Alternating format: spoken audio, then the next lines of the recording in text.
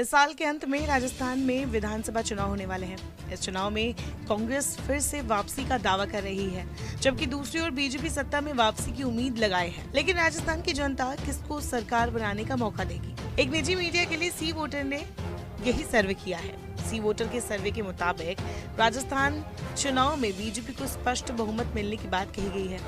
इस सर्वे के मुताबिक इस बार के चुनाव में विपक्षी बीजेपी सत्ता में वापसी कर सकती है। सर्वे में दावा किया गया है कि इस साल के अंत में होने वाले चुनाव में बीजेपी को 109 से 119 सीटें मिल सकती है, जबकि कांग्रेस को 78 से 88 के बीच सीटें मिलेंगी। इसके अलावा अन्य दलों को 1 से 5 सीटें मिल सकती है।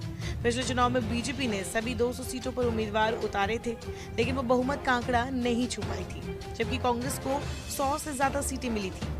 वहीं अगर वोट परसेंट की बात करें तो प्रदेश में बीजेपी बाजी मारती दिख रही है।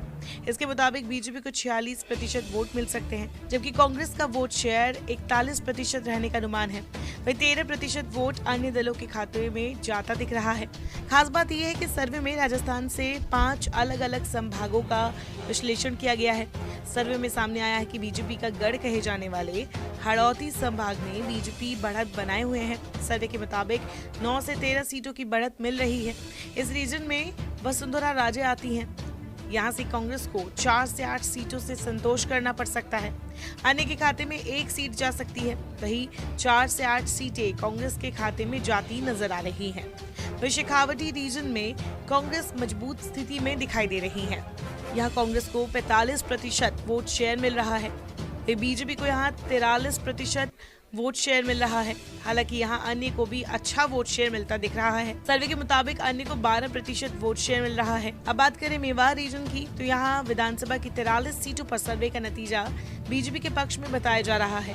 सर्वे के मुताबिक बीजेपी को 50% वोट मिलने की बात कही जा रही है, जबकि सर्वे में कांग्रेस को 39% और अन्य को 11% वोट मिलने की बात की गई है। राजस्थान के ढूंढार इलाके में विधानसभा चुनाव 2023 में कुल 58 सीटों में से 35 सीटें बीजेपी के खाते में जा सकती है। इस रीजन में 8 जिले आते हैं। कांग्रेस नेता सचिन पायलट के साथ बीजेपी के डॉक्टर सतीश पुनिया भी इसी रीजन से आते हैं। सर्वे रिपोर्ट के मुताबिक यहाँ बीजेपी को 46%, कांग्रेस को 42% और अन्य को 12% वोट मिलने का अनुमान है।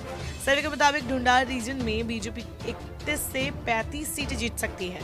वहीं कांग्रेस 23 से 27 सीटें अपने खाते में जोड़ सकती है, जबकि अन्य के खाते में 2 सीटें जा सकती है। अब बात करेंगे मारवाड़ रीजन की। सीटों के हिसाब से सबसे बड़े इस इलाके में कुल 61 सीटें हैं। यहाँ के कुल 10 जिलों में सीएम अशोक गहलोत और गजेंद्र सिंह शेखावत जैसे दिग्गज नेताओं का राजनीतिक प्रभाव है। इस सर्वे रिपोर्ट के मुताबिक बीजेपी को इस इलाके से 42% वोट मिलने का अनुमान है।